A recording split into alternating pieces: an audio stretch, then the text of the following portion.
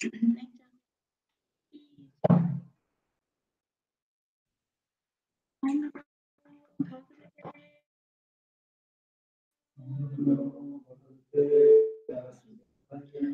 Namo Bhagavate Vasudevaya. Om Namo Bhagavate Vasudevaya.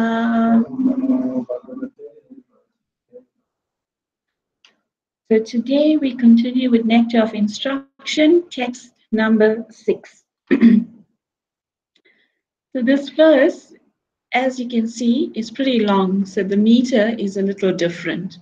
So I say the first line as usual, and you can please repeat thereafter, nice and loudly. Dristar Swabhava Janitar Vapusascha Doshar.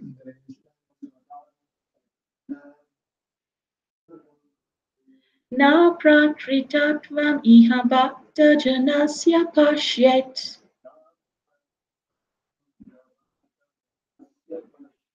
Gangam Basamna Kalu Buddha Pena Pankai.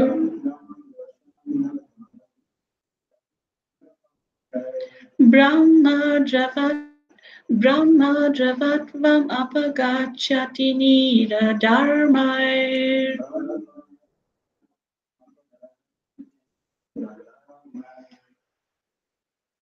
It's a nice picture of Krishna, isn't it? So the verse translation and by Srila Prabhupada by Kushagrantha. Being situated in his original Krishna conscious position, a pure devotee does not identify with the body. Such a devotee should not be seen from a materialistic point of view. Indeed, one should overlook a devotee having a body born in a low family, a body with a bad complexion, a deformed body, or a diseased or infirm body. According to ordinary vision, such imperfections may seem prominent in the body of a pure devotee, but despite such seeming defects, the body of a pure devotee cannot be polluted. It is exactly like the waters of the Ganges, which sometimes during the rainy season are full of bubbles, foam, and mud. The Ganges water do not become polluted. Those who are advanced in spiritual knowledge, in spiritual understanding, will bathe in the Ganges without considering the condition of the water. Incidentally, is it slightly blur? The screen slide is yeah. Uh, that's yeah. Okay, I was wondering about my eyes 1 year later. So Srila Prabhupada, he writes in the purport, this consciousness, this Krishna consciousness movement is a transcendental science. There is no room for jealousy. This movement is meant for the Paramahamsas who are completely free from all jealousy. Paramam Nirmat Saranam. One should not be jealous, whether he is born in a family of Goswamis or has the title of Goswami awarded to him. As soon as anyone becomes envious, he falls from the platform of Paramahamsa. So in the early 1970s, Srila Prabhupada went to India together with a group of white Western devotees, mostly white-bodied devotees, and he called them his dancing white elephants. So he took these devotees to India, and the local Indians, they were so impressed with the Westerners coming to India and taking to this religion, which was sort of theirs. But their mentality was one of some ego that they, as if they're trying to follow our culture, but we're still superior. So it's interesting how one time Srila Prabhupada, he stayed at one such house because Goswami is not just a title, it's also a surname, a common surname in India. So one time Prabhupada stayed at one house and they had this surname. And in the morning, the people were in that night, they were introducing um, the members of the family to Srila Prabhupada. And they were saying that this is my daughter-in-law and this is my son-in-law, and this is their grandchild, and this is the nephew, like that. They're going through the entire group of people there.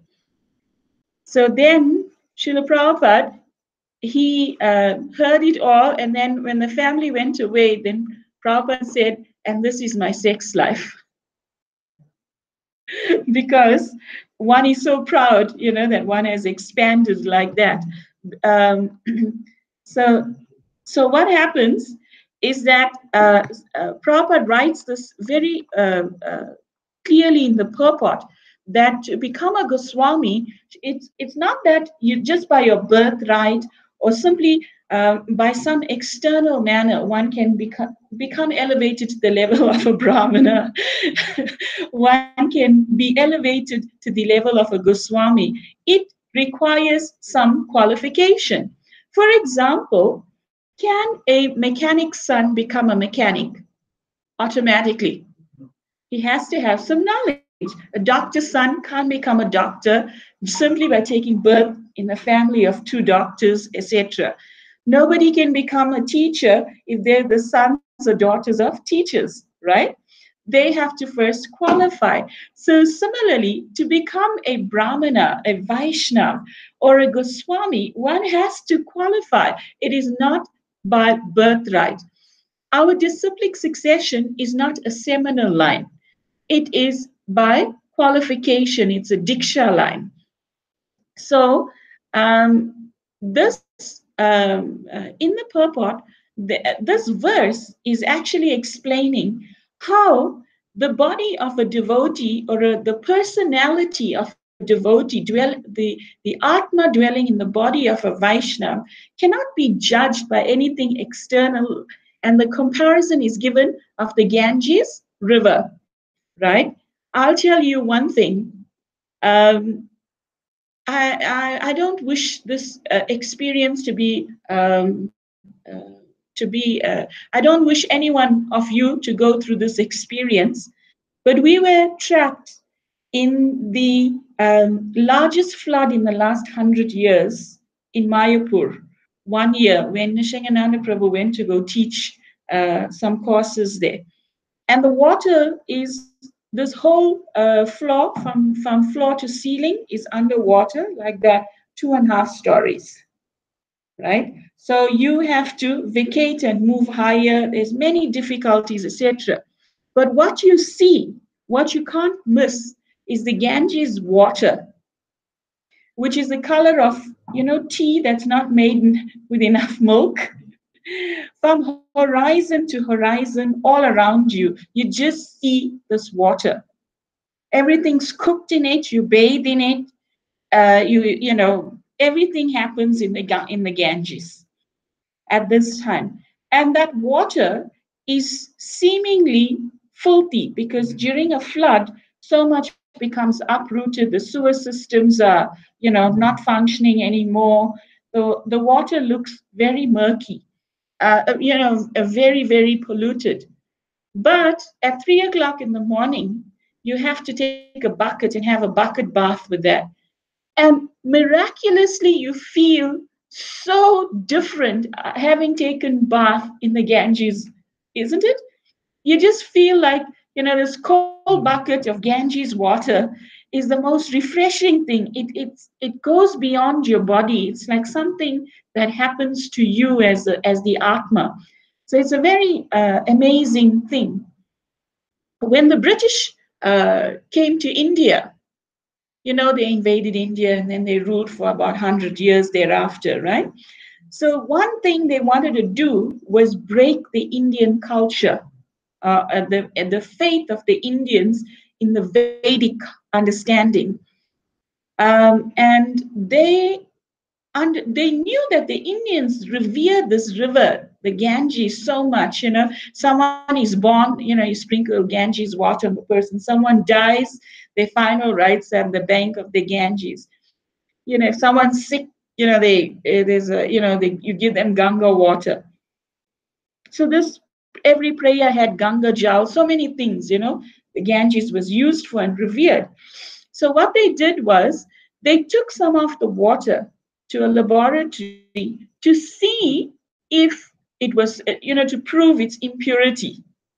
And they found that the Ganges water, which was seemingly externally polluted, had very high antiseptic qualities. And from material vision, you'd say the water's polluted. These people do everything in this water. Someone's washing their clothes there, someone's washing their pots there, someone's cremating. Everything's going into the same pool of water, and what is happening. But the Ganges water being touched by the lotus feet of Lord Vamanadev, Lord Krishna, that water is the foot bathing of the Lord, and thereby it carries a potency that is unmatched. Similarly, a Vaishnava, we will read later on, or we will discover later on in the lesson, how dear Krishna holds the value of a Vaishnava, right? So the first point in that purport on page 61, say no to criticism of the bodily defects of a Vaishnav. One should not criticize but overlook such defects.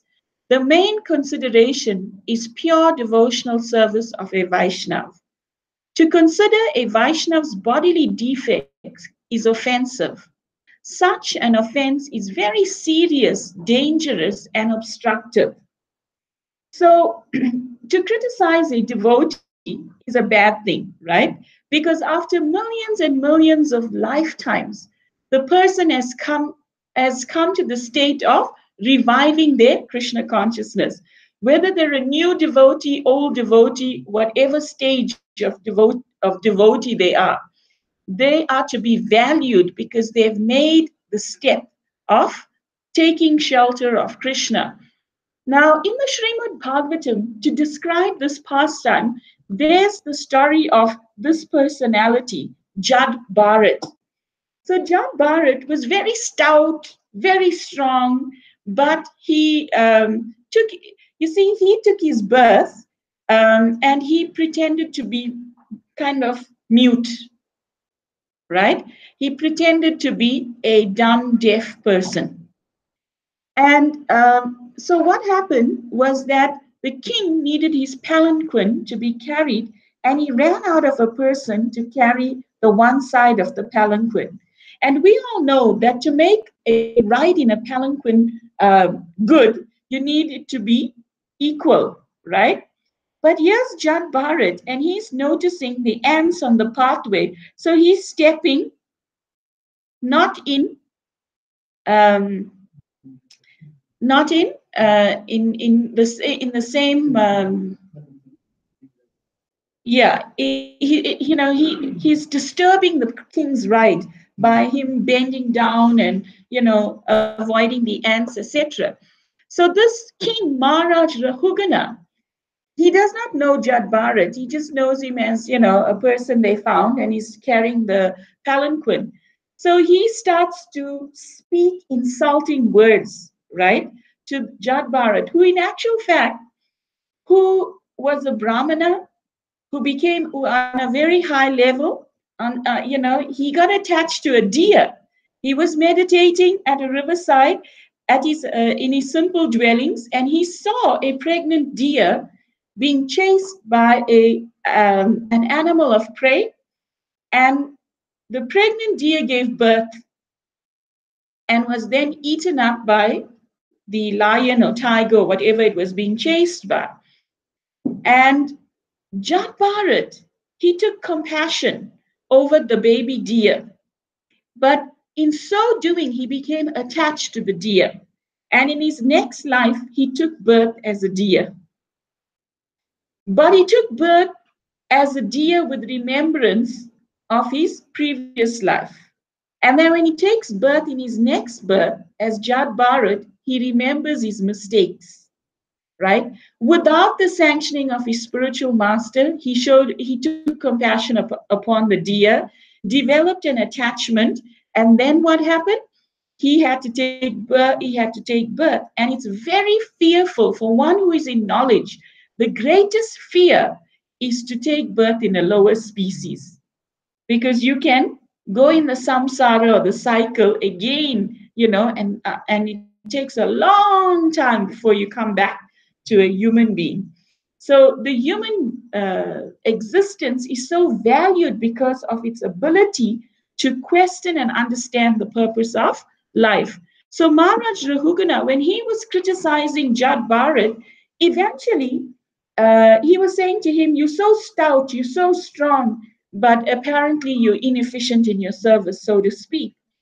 And Jad Bharat, he responded in a way that eradicated the king's ignorance of this judgment of a Vaishnav by the externals. And it's a very interesting pastime in the Srimad Bhagavatam, like that, that you can look up and read, and has very, very amazing lessons. But for the purpose of today's lesson, we move on. Six warnings against the offensive materialistic mindset and behavior. Say no to criticism or neglect due to birth. The Goswami title is not hereditary, it is a question of qualification. Goswami, family devotees, and devotees born in ordinary families should be treated equally.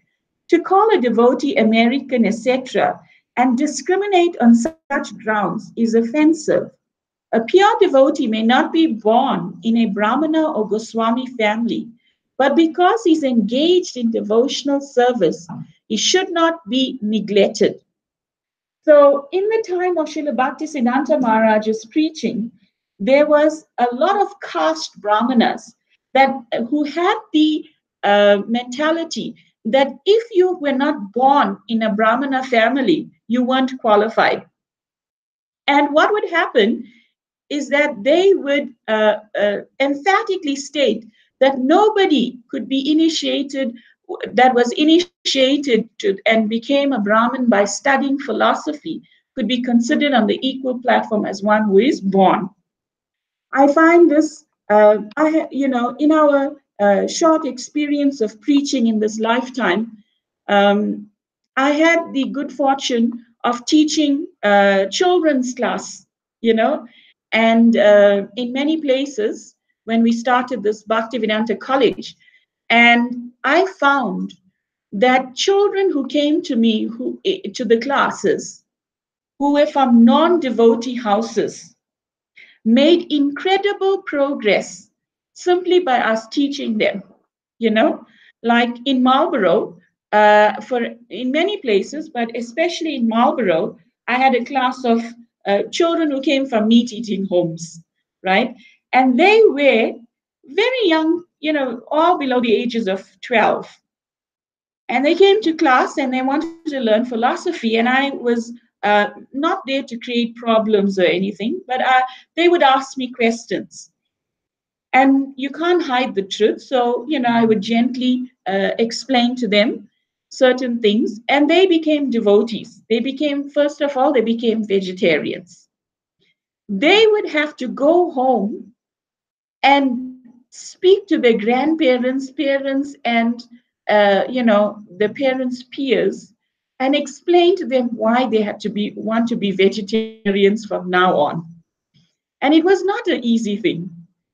And but by constant association and instilling faith in them in the process of Krishna consciousness, today I feel so happy when I see the many of them married to devotees singing in the Krishna Balaram Kirtan groups like that, going on Harinam, and it's incredible how the Goswami, like how Prabhupada is saying over here, if you take birth even in a Vaishnava family, it is not necessary you will become a devotee, right?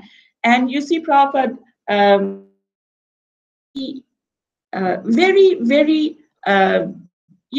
open-mindedly, very compassionately. He gave the equal ability for any person born in any country, any circumstance, to reach the highest platform. And that is like so incredible, right? So, in India, I told you previously, there was this movie, Dam Mare Dam, Hare Krishna, Hare Ram, right? So they made a movie about the Hare Krishna movement to show how the hippies that Prabhupada made into devotees were not real devotees because they were smoking ganja on the side. That in the movie, that is how they portrayed the devotees. And when certain preachers would meet people on the street, Western devotee preachers in India, then they would be teased, by rickshawalas, by all kinds of people. They would be teased that Dham Mare Dham, Hare Krishna, Hare Ram. That means you're taking ganja and then you're chanting Hare Krishna. You're not pure. So they went and they told Prabhupada. So Prabhupada said, it's okay. You tolerate it. Eventually, they are chanting Hare Krishna, Hare Ram. They're getting some purification, even though they're doing it in jest, in a way to tease you. And it's true that they saw the devotees, the American born devotees, year after year, pursuing the path of Krishna consciousness against all odds. And then they developed faith. And as Prabhupada predicted, the Dham Mare Dham fell off and it just became Hare Krishna, Hare Ram, in the greetings of the devotees. So it's very, very amazing how the author of this book, Srila Rupa Goswami, he actually he demonstrated this, that how a devotee is so rare and how a devotee cannot be criticized even unknowingly.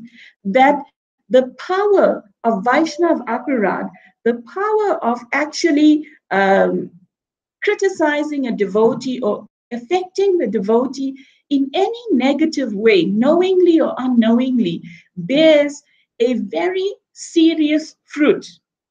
So one time, Srila Rupa Goswami, now you know Srila Rupa Goswami is a very esteemed personality in our lineage, right? So one day he was sitting near the Govardhan hill and he was in deep meditation. So he went into a state of samadhi, of internal meditation, and he entered into the pastimes of Radha and Krishna. So this is like such a unique experience.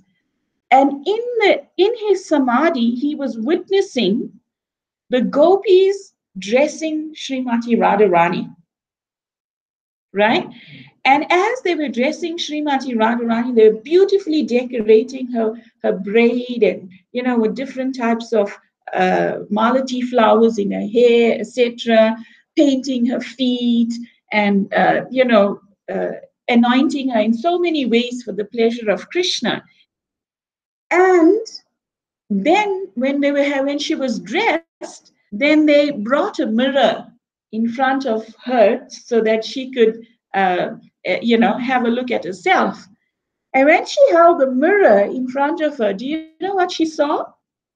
She saw her face in the mirror, and she saw a bluish face peeping from the back into she saw the bluish face peeping over the gopi's shoulders and looking at her.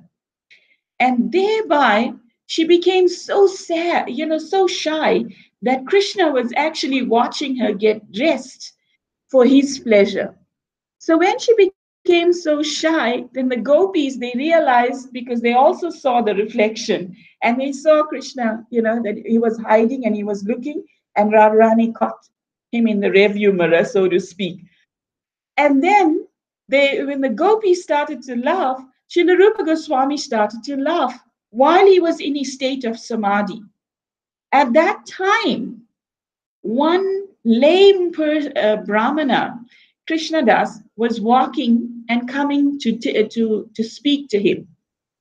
And because this devotee was lame, he would limp, right? And Many people would tease him from his childhood because of his physical disability. And when he approached this esteemed sadhu, Srila Rupa Goswami, and Srila Rupa Goswami laughed as he was approaching him, he took it, why is the Goswami laughing at me also? Like how everybody else laughs at me. At that time, Rupa Goswami's meditation broke. And this devotee, in the meantime, had turned and he went off a bit disheartened, and he went off to find Sanatan Goswami, right? And he went to Sanatan Goswami and he said, I do not understand Srila Rupa Goswami's behavior pattern, that he laughed at me when I approached him. Everybody else laughs at him, and now Rupa Goswami is laughing. So Sanatan Goswami explained to him.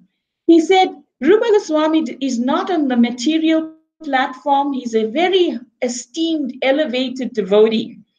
And when he obviously was experiencing something, and he said, and his laughter was not connected with what was external. So as he was saying that, Rupa Goswami approached Sanatan Goswami, right? And he told him that his bhajan broke suddenly. And that was just when Krishnadas left Sanatan Goswami sitting place.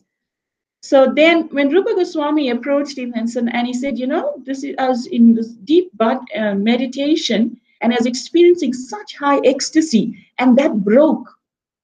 I don't know what offense I could have committed. Can you help me? And Sanatan Goswami said, this is what happened, right? Krishnadas was just here, and this is what he said. So Srila Rupa Goswami not only writes this book, but in his personal example, he exhibited this pastime. And these great personalities, it's explained that even though they have left this material world, they have crossed over this ocean of material existence, compassionately leaving behind the boat or the vehicle for us to cross over. And what is that boat? That boat is the knowledge or the understanding of the understanding of how we too can cross over. So then there's the example in Srila Prabhupada's life, when Srila Prabhupada actually had a disciple, Bhakti Tirtha Swami. So Bhakti Tirtha Maharaj, he is this personality in this picture here, this illustrious personality. And Bhakti Tirtha Maharaj actually, he was from Princeton University, a graduate. So he was not just any hippie, he was a university graduate from Princeton, is quite an esteemed university. So when he came to the temple, he felt devotees weren't preaching to him, right?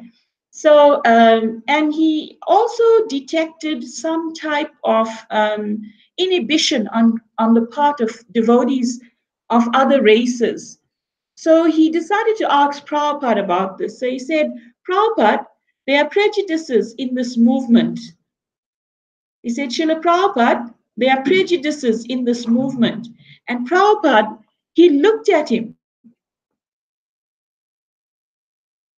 and he said, someone is thinking you the body, and if you're disturbed that they're thinking you the body, then you are also nonsense. That was the spirit. Prabhupada told me in so many words. Bodily consciousness is there in so many ways, but if you get distracted because of that, then that is your nonsense, right? So you don't adopt the disease of the others. If someone is diseased, that's their diseased mentality, and they're approaching you or they're seeing you through the diseased vision. So you have to go beyond that, and you have to understand the deeper science that we are all loving Atmas, parts and parcels of Krishna. And it's incredible. Srila Bhakti Tirtha Maharaj, he soared in his devotional service to heights that we can only dream of, in terms of his service to Srila Prabhupada, the dedication, the risks he took. And Krishna reciprocated, and Krishna gave him such amazing results. That is, such a very potent lesson for us sitting here in South Africa and studying this book, that this problem is pertinent today in all around us in our society, and the spiritual solutions is applicable irrespective of time and place, because it's teachings for all times.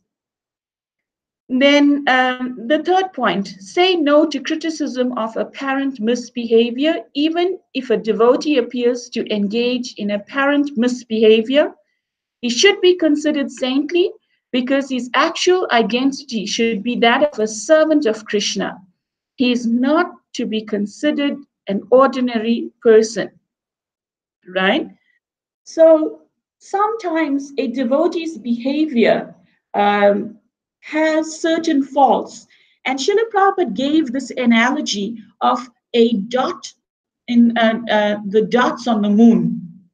The moon in itself is so effulgent, it gives so much of light. But what happens is that it has certain marks. So if you are unable to see the effulgence of the moon and appreciate its beauty, but you only see the spots, it's like the common example that if you put a one dot on a whiteboard and you ask people what they see, they will tell you they see, it depends on their consciousness. Mostly we find the answer being that I see a black dot, as opposed to I see clean white space, rather. So I find these theoretical points very clearly illustrated in the life and teachings of Srila Prabhupada and of Lord Chaitanya. Because Krishna comes as Lord Chaitanya. Why? To teach us how to behave as devotees. So every pastime that he has with his devotees is very, very loaded with instructions, with inspiration for us as budding devotees, as aspiring devotees, or budding sadhakas. So one time, Lord Chaitanya Mahaprabhu, he had this associate called Sarvabhauma Bhattacharya. And Sarvabhauma Bhattacharya, at one point in time, he was offering Lord Chaitanya Mahaprabhu some prasad, right? He was a grihastha. Lord Chaitanya was, in the renounced order of life. And, he knew the identity of Lord Chaitanya Mahaprabhu, so he was lovingly serving him. So he, in his immense joy of having this opportunity and his loving devotion, he was serving Lord Chaitanya a lot of rice. So Chaitanya Mahaprabhu, when he showed some inhibition to accept that amount, then he said, in the Govardhan Leela, you accepted mountains, of food. This is just a mere morsel. And Sarvabhauma Bhattacharya's daughter was married to a very interesting person. And this person, Amoga, his name was Amoga. So Amoga, he had a sort of inherent nature in his personality to criticize everything and everyone that he encountered. So Amoga, Sarvabhauma Bhattacharya knew that the son-in-law mustn't come and spoil anything while Mahaprabhu is there and he's able to serve. So he stood by the entrance with a stick, right? Sort of to prevent the entry of such a personality.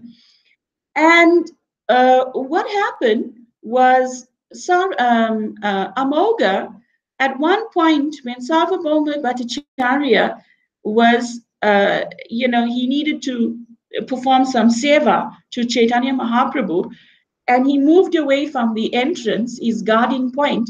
Amoga chose to come in. And at that time, Amoga said, Why is all this rice being fed to a renunciate? It is enough rice to feed 10 people. He externally expressed that. Now, can you imagine? You have the most honored guest, the most honorable personality, an exceptional opportunity to render personal service to such a being, and this person just comes and say this. It's really disturbing. So Sarvabhauma Bhattacharya's wife, she said, I wish that my daughter is widowed, you know. And this Amoga, he contacted cholera.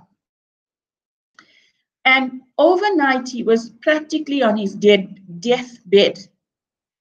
And so the other relatives, they came and they saw Amoga lying in this condition, and they were crying. And obviously, due to their family attachment, to see a family member in such a situation, they were so deeply affected. And at that time, Lord Chaitanya Mahaprabhu, when he saw the scenario that they weren't eating, they were so disturbed, then you know what they did? You know what he did? Chaitanya Mahaprabhu went to Amoga, who was lying on his deathbed, the offending Amoga, and out of his deep compassion, because he has descended not to kill demons, but to kill the demoniac spirit in the hearts of the living entities.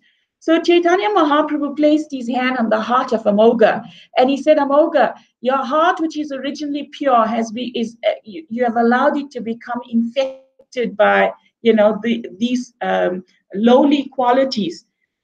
Simply rise and chant Hare Krishna and become relieved of this. Give up this mentality.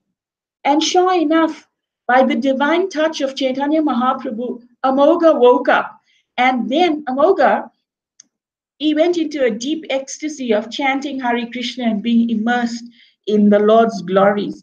And at that time, Sarvabhauma Bhattacharya, he approached the Lord and, like, why you did this kind of thing.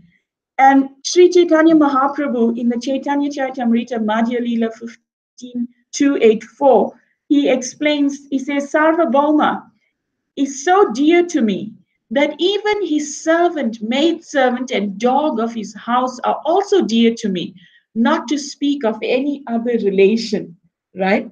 So imagine how much Lord Chaitanya, Lord Krishna, Srimati Radharani, they value a person who has taken that one step in this very lifetime. So a devotee is no ordinary person. That anything connected to a devotee also there's a ripple effect of mercy. Then we go on to number 4. Say no to materialistic vision.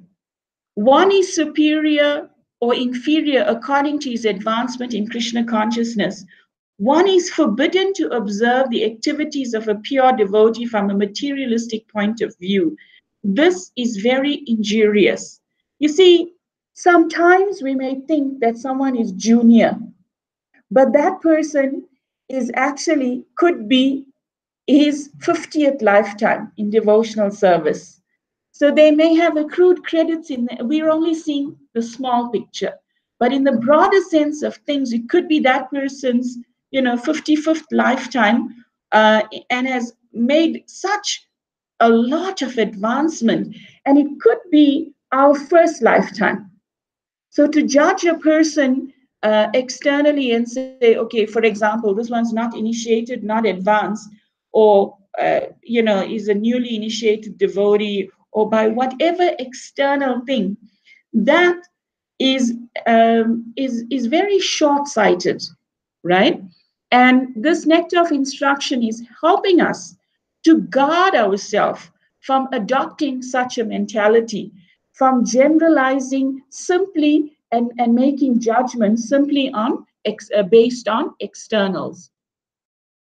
One should try to see the internal features and devotional service of such a devotee, and in this way be protected from the offensive mentality that him and himself become purified. So one should see that every person is on the is on the tree of Krishna consciousness, right? Every mango that's green and bitter, if it stays in the sun of Krishna consciousness, attached to the tree, what happens? It becomes sweet and relishable. So every person, no matter what their faults are, if they somehow are holding on to the Maha Mantra, to something in Krishna consciousness, or if they are even temporarily disconnected, we have to understand that this person is no ordinary person. Krishna has got him hooked. And at some point in time, either faster than us, according to Krishna's desire and his reciprocation with that individual, the person will soar to the highest heights of spiritual advancement. Then the Supreme Personality of Godhead says in Bhagavad Gita in this regard, O son of Prita, that's in chapter 6, text 40. O son of Prita, a transcendentalist engaged in auspicious activities does not meet with destruction either in this world or in the spiritual world. One who does good, my friend, is never overcome by evil. So a devotee is actually being described here that even momentarily, if certain clouds cover his vision, it's temporary, right? Because his eternal connection with Krishna has become revived. In his purport to the Srimad Bhagavatam, 4th canto, 9th chapter, text 23, Srila Prabhupada writes, in relation to Dhruva Maharaj's mother, right? You see, Dhruva Maharaj's mother, Suruchi, she judged Dhruva, a 5-year-old boy. She judged him. She said, you did not take birth in my womb. You took birth in the womb of the second queen. Thereby, it does not qualify you to be able to sit on the lap of the king, your father, right? You are not qualified because of his birth. And this little boy, he changed he challenged the entire universe by his determination to reach Krishna in his deep meditation. So Suruchi, at that time, she did not know the potency of Dhruva. She saw him as a 5-year-old boy, right? As a son of the second queen. She did not know his spiritual potency, and she unknowingly committed Vaishnava aparadh. In the purport to that Srimad Bhagavatam, 4th canto, 9th chapter, text 23, Srila Prabhupada writes in this regard, an offense at the lotus feet of a Vaishnava is the greatest offense in the world. Because of having insulted Dhruva Maharaj, Suruchi would become mad upon her death, upon the death of her son, and would enter the forest, and thus her life would be ended. So she would become so maddened, right? Simply by this offense. And so it's not to be taken lightly. Then we move on to the fourth point. Say no to materialistic vision, which is continued from the previous slide. Those who think that devotion is limited to a certain section of people, a certain section of devotees, or a certain tract of land is generally prone to see externally. Such people are called neophytes. So we cannot say, like sometimes, you know what is very common in my experience, in my limited experience, is that when you go to a foreign country for a festival or on pilgrimage, etc., when you see a fellow South African or a Mauritian sees a fellow Mauritian, or you know, we tend to sort of gather together and be friends together. But it's a dangerous mentality because then we're not acknowledging the presence of other Vaishnavas and what they have to offer to enrich ourselves. Not that it is bad, It is also good to stick with like-minded people for devotional progress, but we must be careful that sometimes when devotees come from other countries, etc., not to underestimate their ability to offer pure devotion to Krishna. Um, like when going back to Srila Prabhupada in India, when Prabhupada was in India with his initial devotees, they didn't have much facility, and the devotees were living in very austere conditions. So they were practically sleeping on the floor with, and there were mosquitoes, and the Indian mosquitoes are very deadly. Okay, and rats were biting their toes. So many things were happening to them. So there's one person, Dr. Patel. He used to join Srila Prabhupada rather frequently on his morning walks on the Juhu beach. And he had some very deep appreciation for the Western devotees having given up their higher luxuries to come and embrace this kind of austerity for the sake of propagating Vaishnavism and Krishna consciousness. So he decided that he was going to try to serve them. And thereby, he bought 12 sets of mattresses, 12 pillows, 12 mosquito nets, and he came and he gave it to the ashram devotees. And if you've ever lived in an ashram that's pretty austere, in that kind of circumstance, this is like such a welcoming thing. However, after a few days, a pillow would go missing, a mosquito net would go missing, and then they'll be left with like, 11, then they'll be left with like 8. Things were not staying in the ashram, and someone will come and take it, and the devotees will, continue like that with the number 8 of mattresses. Eventually, he was very upset because he noticed that everything that he bought had now disappeared. The devotees did not take care of this, so to speak, in his understanding. So he approached Srila Prabhupada, and he brought this matter of his donation up, and he was very upset. Srila Prabhupada said, and I quote, "You know why there is nothing of your donation left? Because all of my disciples are mukta, liberated." Laugh, and he laughed. Prabhupada laughed.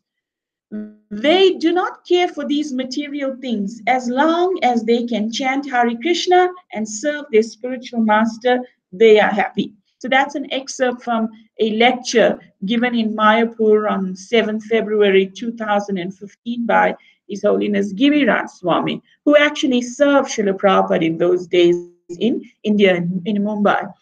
So you may judge the devotees externally, as Dr. Patel was, that they don't take care of their material things, but in actual fact, they're seeing things on a different level. It reminds me of one devotee when I joined the temple. Another girl around my age, she joined, and she never took care of her heels. Your heels on your feet, so they'll be like cracked, like a piggy bank. You can slide like a 2 rand coin in. She'd have deep cuts on her heel, and they would bleed.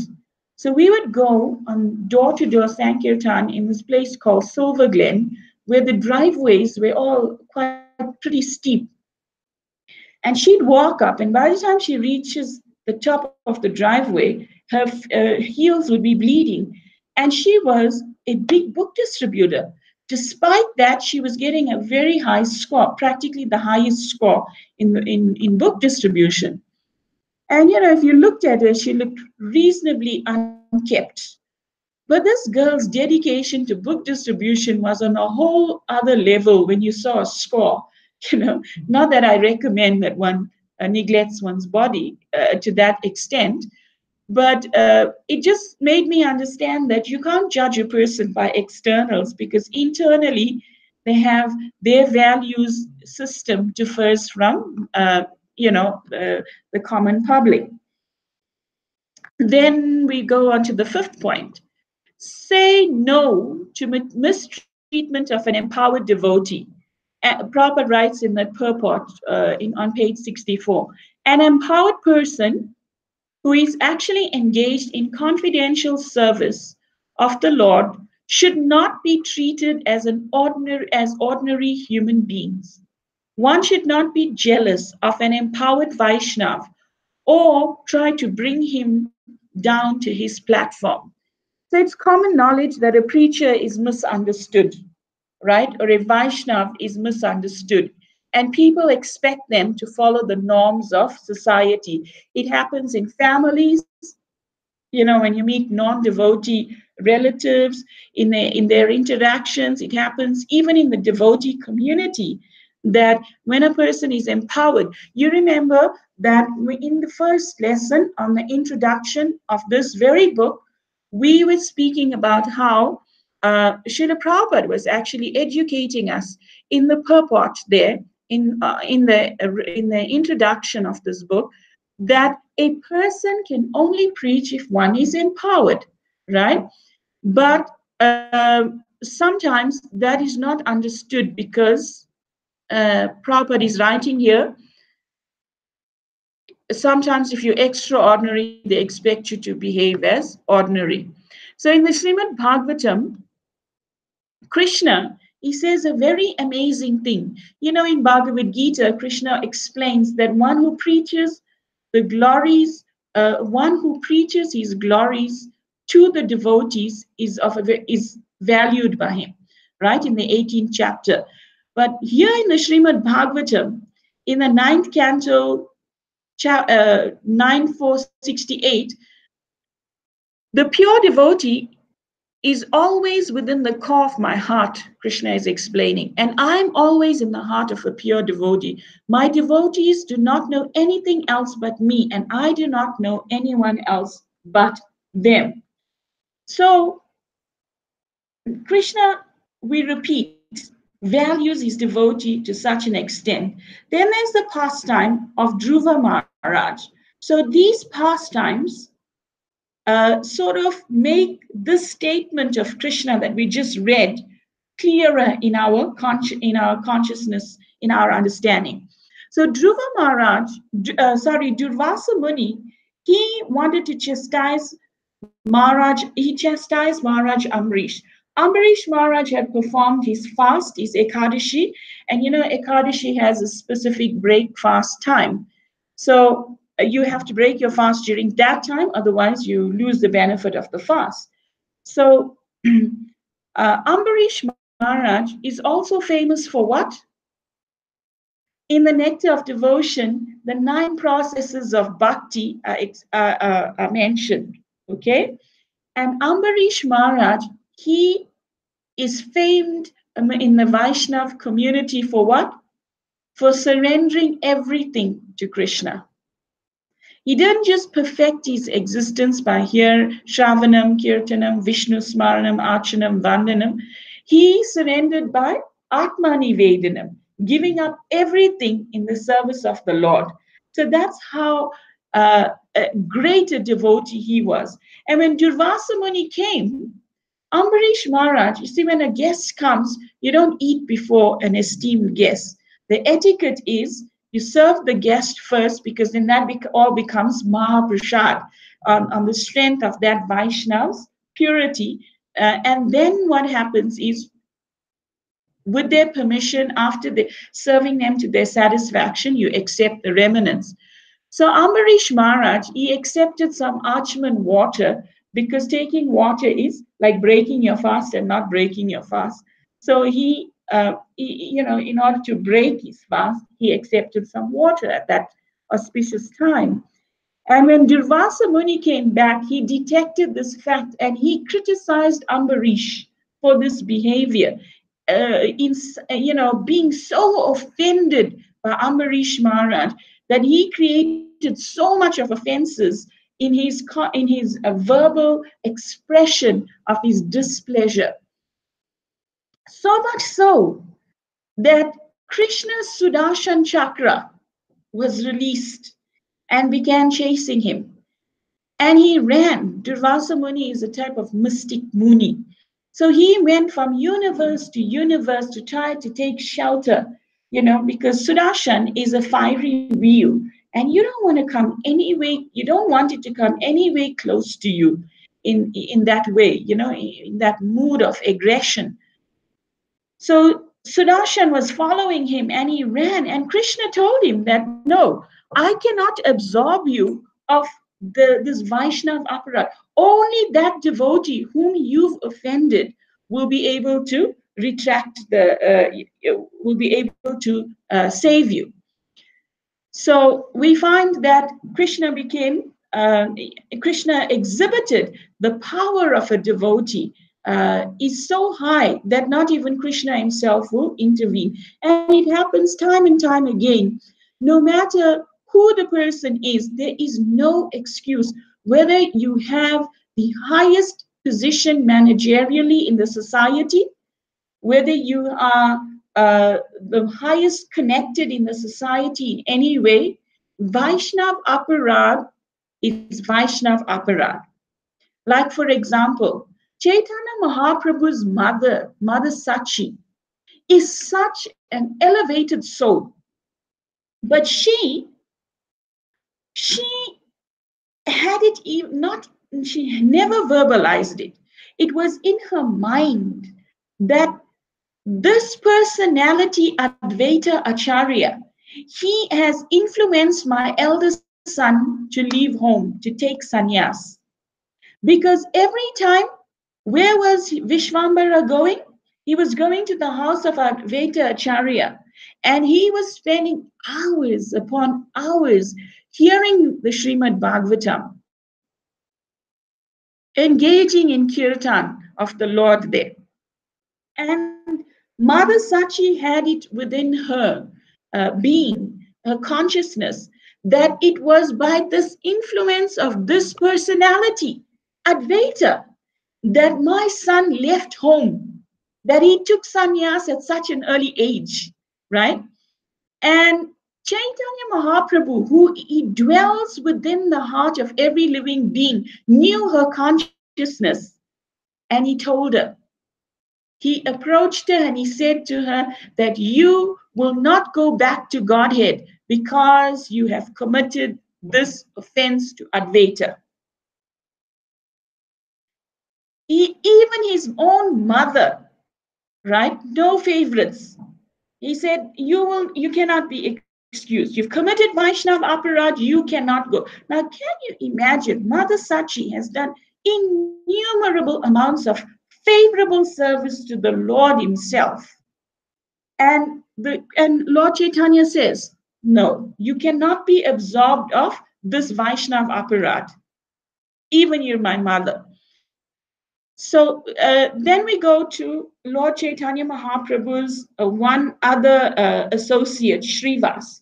So Srivas, in Srivas Angam, there used to be, in Srivas Angam, Lord Chaitanya Mahaprabhu used to have nocturnal kirtans, right? And in that place, there was a person called Gopal Chapala. So he decided to frame Srivas, right? That he is a fake Vaishnav, right? Out of his envy. He said he's not a Vaishnav. You see, Srivas poses himself externally as a Vaishnav, but internally is a demigod worshipper. He worships Ma Durga. So he brought all the type of paraphernalia for Durga worship and he left it outside the house of Srivas, right? So that the people, when they pass in the morning, they'd see that Srivas, behind the scenes, he's a demigod worshipper. But for the public, he poses himself to be a great Vaishnava, a great follower of Mahaprabhu. So Gopal Chapala, he framed this devotee, and he, as a Durga worshipper, and you know what happened to him? Immediately, he got leprosy. And in those days, if you had leprosy, it was not treatable in a hospital. You had to leave the society and go and live in quarantine because you were not in a society of lepers, because leprosy was contagious, is contagious. So Gopal Chapala, he was devastated. He's, in leprosy, chunks of your flesh rot and fall off your body. So it creates excruciating pain to the sufferer. So he was suffering just because he framed the devotee, right? And that Vaishnav aparad was so bad that instantaneously he got leprosy. So he was suffering like this and living on the banks of the Ganga. And then one day, when Mahaprabhu was passing, he said to Mahaprabhu, please relieve me of the suffering.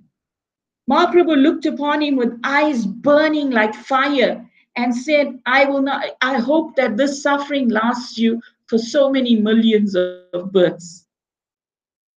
Only the devotee you have offended can redeem you, right? So, no, first Mahaprabhu told him, I hope the suffering lasts for so many millions of births. So, and he moved on. So Gopal Chapala, he continued suffering like this, and he got the realization by that mercy of contact of Mahaprabhu, he got some realization that actually, and he started to feel repentive in his heart. And by the power of repentance in his heart, he was able to get the second darshan of Mahaprabhu. And at that time, he said to Mahaprabhu, actually, my sin, because his heart was now purified by the repentance, he said to Mahaprabhu, my sin is so great that this suffering is very small for me. I now understand what I have done, so to speak. And at that time, sensing his heart of humility, Mahaprabhu said to him, you can only be redeemed by going and begging forgiveness from that very Vaishnav whom you have offended. So then he goes back to Srivas and he begs forgiveness. And Srivas says, what offense? I didn't even notice this offense. Like that. So Vaishnav aparad can become, framing of another person is not a desirable thing, as illustrated by the pastime of Gopal Chapala. Then there's another person, Devananda Pandit. He was giving there was a Srimad Bhagavatam class, and Srivas, he attended the Bhagavatam class.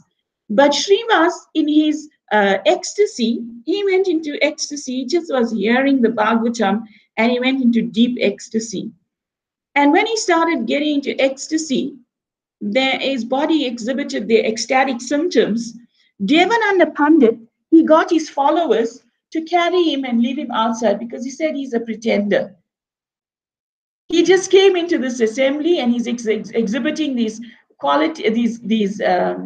symptoms of ecstasy. In other words, they've been there so long, so to speak. And then Devananda Pandit, so they just in an unceremonious way took Srivas and left him outside, sort of outside the class. And at that time, Devananda Pandit, he became affected also by an illness. And only it doesn't matter of what stature you are. Even Lord Krishna, when he was leaving this planet, he exhibited one of the last lessons he left for us to learn from was his own family members, right? His own sons and grandsons, Pradyumna, Aniruddha, Samba, all the Yadus, right? So they were playing, and what they did was they disguised themselves as ladies, and one of them, Samba, the pregnant lady, and they went to go test to minimize the position of the sages.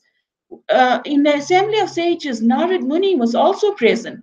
They esteemed Narad Muni, and Samba and them, minimizing the sadhus, they go and say, "Oh, can you trikyal gyan? So can you tell us in future what this lady is going to have, a boy or a girl. Is she carrying a boy or a girl?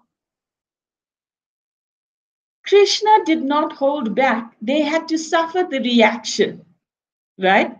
That, they got the curse that they will be killed by, they'll be killed by themselves, because they the Yadu dynasty. No one can wipe them out. So Narad's curse was the thing that set the whole thing into motion for the pastime Leela to end. But it was very instructive, because to minimize the position of a sadhu is very, very offensive. That's what Narad Muni wanted to teach. That's what Krishna wanted to teach. So, very instructive. Say no to the attempts to discipline, advise, or correct an empowered Vaishnav. It is an offense to consider an empowered Vaishnav the object of disciplinary action. It is an offense to try to give him advice or correct him. So even though we know no one is above correction, we shouldn't be so audacious to try to do it ourselves. There's a way and a protocol in which one can delicately handle such a matter, but one should not be so audacious to try to take it upon himself to go and correct a person who is more advanced than oneself. So, and the old saying, you point one finger at somebody, many fingers are pointing back at you, right? So at this juncture, I can ask, does anyone have any realizations, questions, or comments that one would want to share?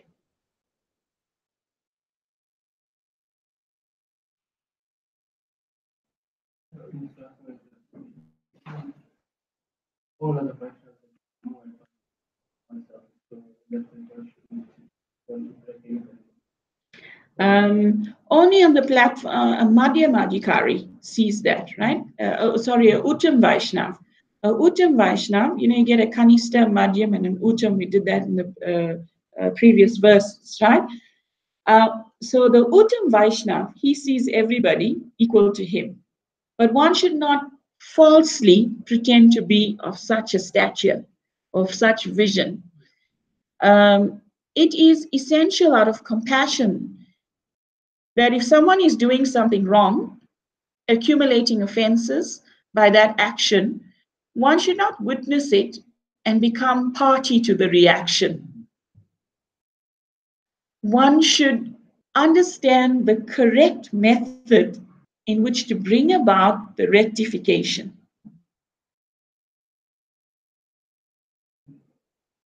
Because artificially we can't be like a Uttam and say, no, everything's okay, he's chanting Hare Krishna. The Prabhupada didn't design the society in that way. We have the system of taking shelter of other devotees, of taking shelter of the community of devotees, and asking devotees in a humble way, Prabhu, if you see me doing anything wrong, please point it out to me. So if every devotee was trained in that and did that, then they won't, this won't be a problem in the community. So humility, the absence of humility brings about that kind of issue.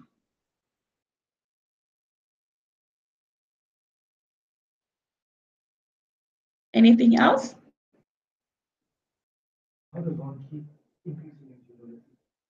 By chanting Hare Krishna.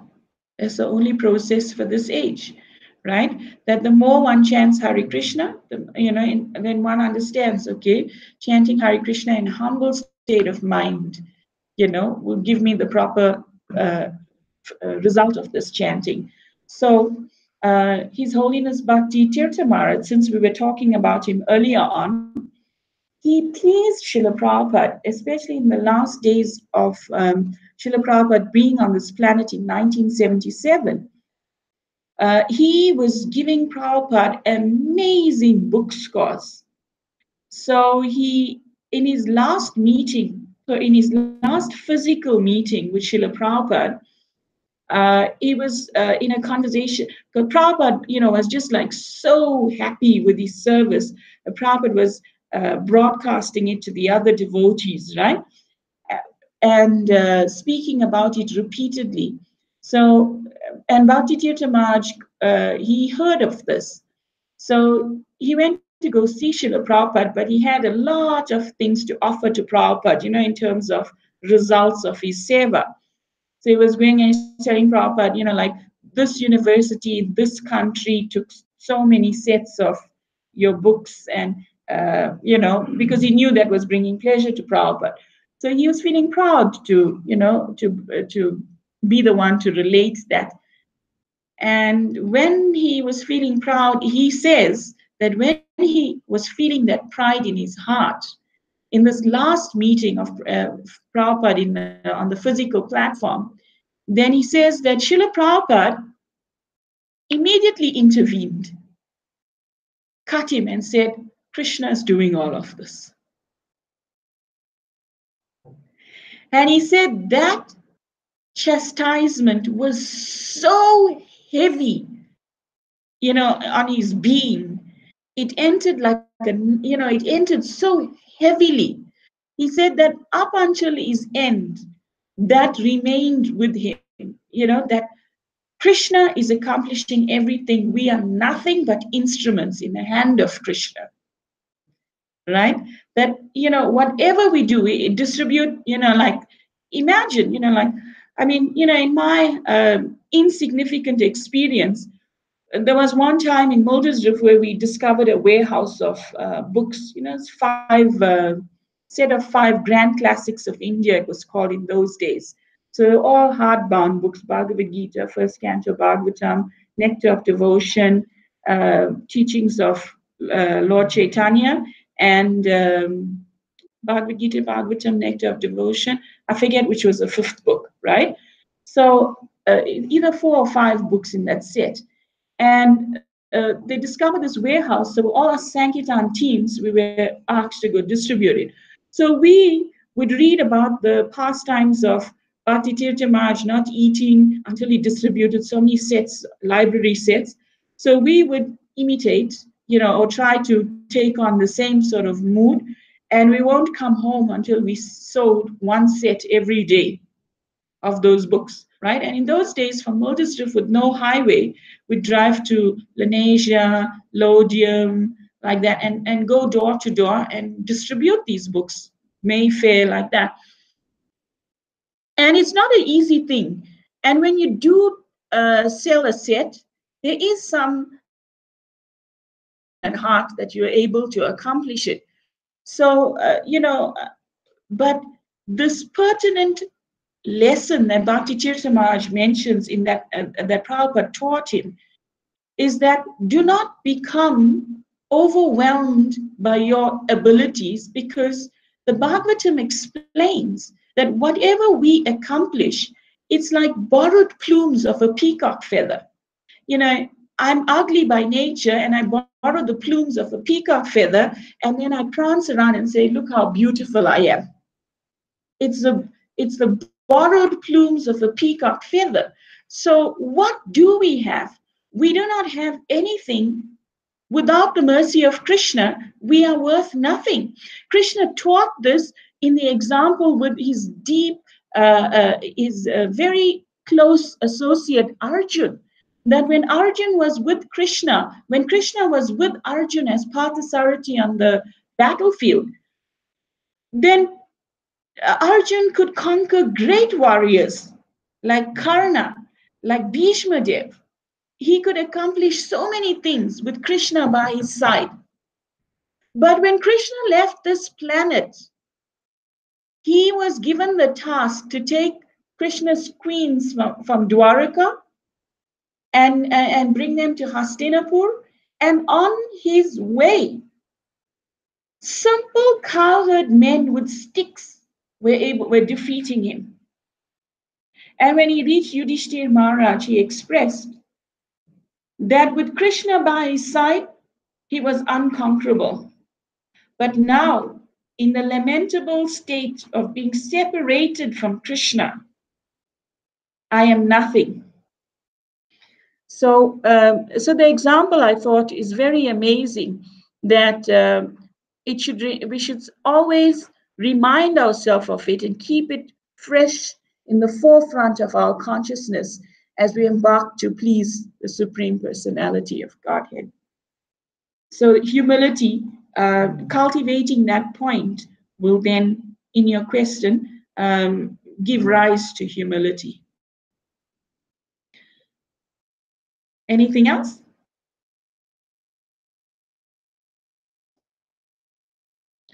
So that brings us to the concluding slide. And the very fact that this verse is saying the body of a devotee, we go back and read the translation in conclusion of the class, being situated in his original Krishna conscious position.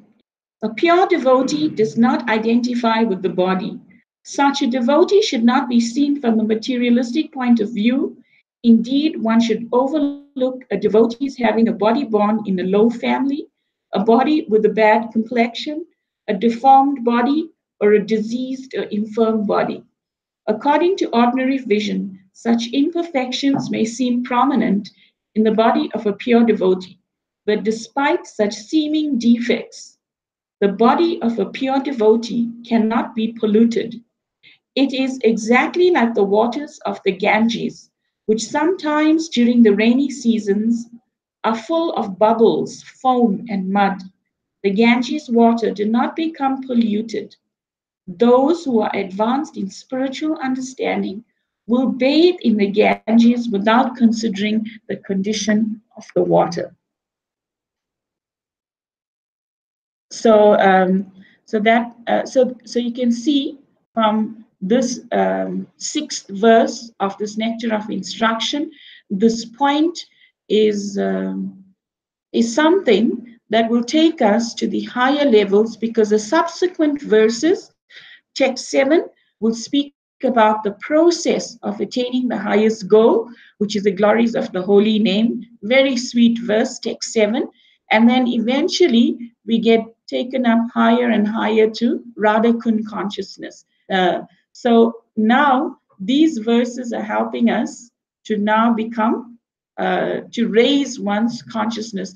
It's the most effective recipe in consciousness raising given in this last few verses of this book. And this particular verse is worth memorizing so that one is guarded. Chaitanya Mahaprabhu, he explained the Hati Mata offense. That means the mad elephant offense. You know what the mad elephant offense is? You've heard of this? That a garden can be very well cultivated. Everything can be grown very nicely and, outstanding landscape. But if you let a mad elephant in, he will not appreciate the beauty and will cause destruction. So no matter how arduously we practice Krishna consciousness or we think we're practicing our sadhana or our development of consciousness, of raising our consciousness to the highest spiritual platform, if we allow this mad elephant of Vaishnav aparad to enter into our consciousness, into our existence, then what happens? The garden that we are so cautiously cultivating becomes uprooted, causing so much destruction. So that is uh, also one thing to bear in mind is that no matter how new or how insignificant a devotee may appear to be, the value of his or her contribution to our lives cannot be underestimated. At the time of death, when mucus is choking us up, that person may be the only person available near that will come and remind you to elevate your consciousness to Krishna consciousness. in your worst of vulnerable situations. It does not, no Paramahamsa may pass our way at that time, and there's so many stories like that, somebody, um, you read the pastime of John Lennon, when he was leaving his body, then a devotee was in the same hospital, and then Yoko Ono said, John, the Hare Krishnas are here, and at that time, he took his last breath. So, you never know how or which devotee is going to do what's most needed for you when you need it the most. Sometimes you can be suffering so badly, and a devotee who you least expect will tell you, Prabhu, I got some Mahaprasad for you. And that little bit of compassion, that little bit of deliverance of the Lord's supreme mercy via the instrument of the least expected personality. The person may be irritating you all other times, but may be struggling, may have realized that, you know what, my existence is so lowly, I cause an irritation to so many devotees, everyone's chastising me all of the time. Let me try to serve them, never mind, even if they don't like me, let me convey some Mahaprasad to them. You know, just by that act, that devotee is helping you. So you cannot underestimate a devotee. Sometimes when we used to go traveling Sankirtan, you get like so many people at whose houses you stay will value association of devotees, and they cook opulent feasts, because we pass by maybe once a year in that direction, in that village.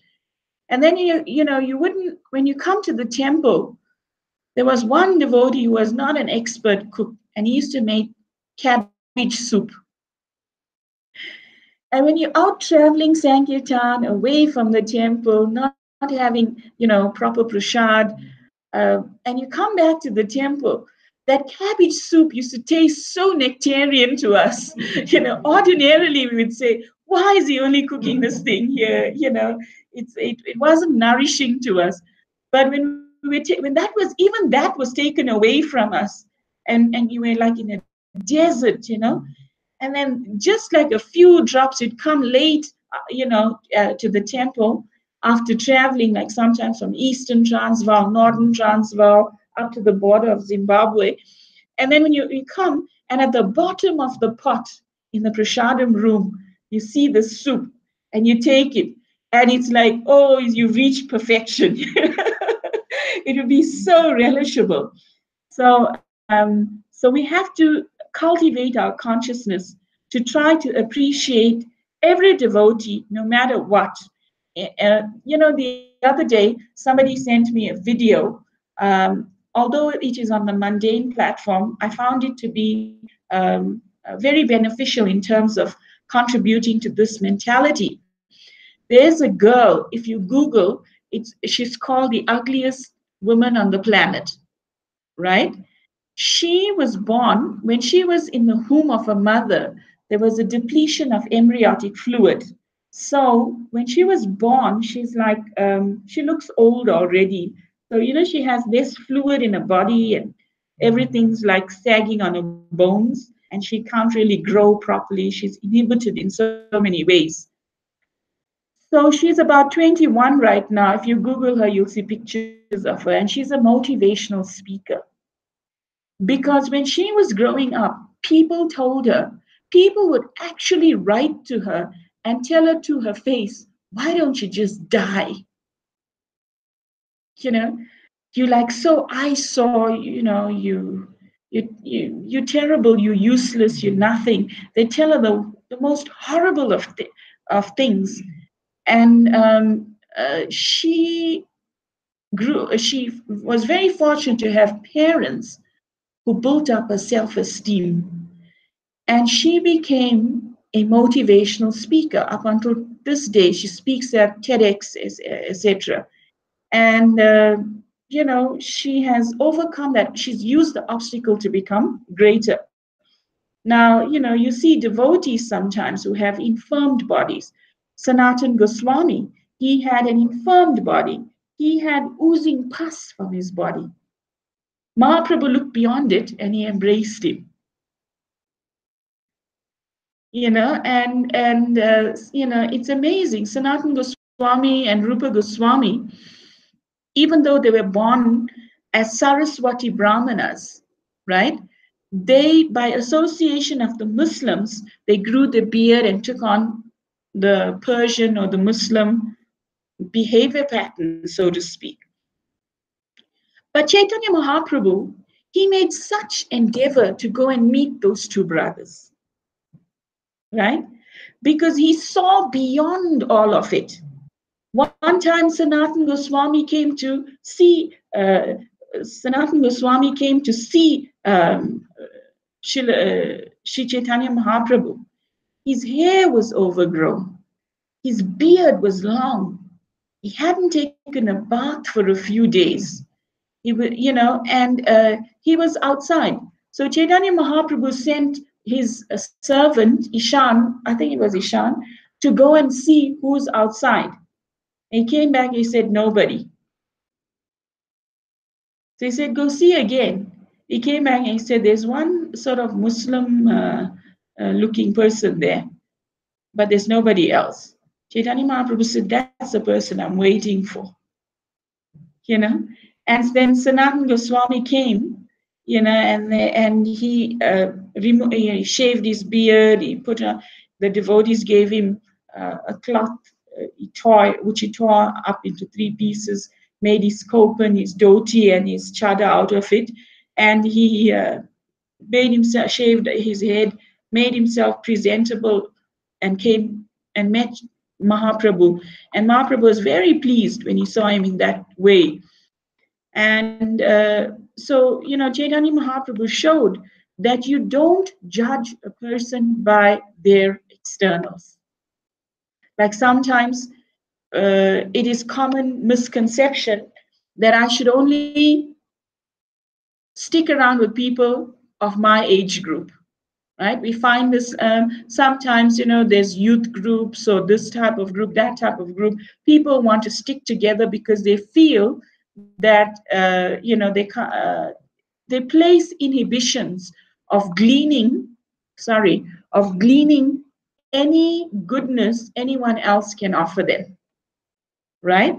Because they're judging by externals.